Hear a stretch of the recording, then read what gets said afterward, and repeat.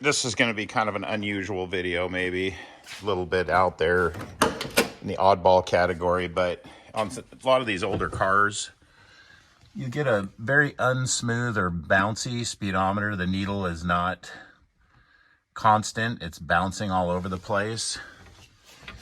And I have done this with some success. It doesn't always work, but I've had quite a bit of success. So what I did is I pulled the speedometer cable up so you can see it. This is the cable. I just unhooked it off the transmission and I pulled the cable up so that the end of the cable is higher than the speedometer head. And I filled this up with oil yesterday and I let it soak through there overnight. And now I'm going to spin the cable by hand or with a drill, and it'll actually run the lube through the cable and it will lube the speedo head and make it smooth again. Let's see if we can get this position where we can see that speedometer right there. And I'm going to spin it. So counterclockwise is the direction you want to turn it. I'm just doing it by hand.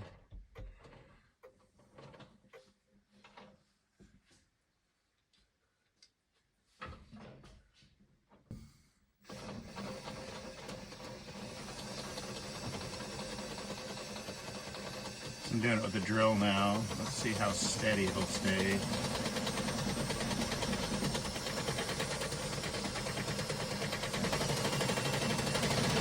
So like 150.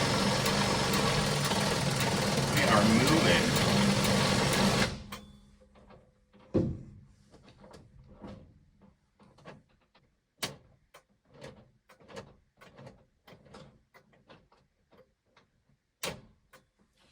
Not sure what's going on there. It turns easy, seems smooth, then it gets hard when the cable winds up in there, and then it does that snap that you just heard. All right, I'm going to try to hold the phone with one hand and do this this drill that's hooked up to my speedometer cable with the other, and it's pretty smooth now. I'm not going to lie.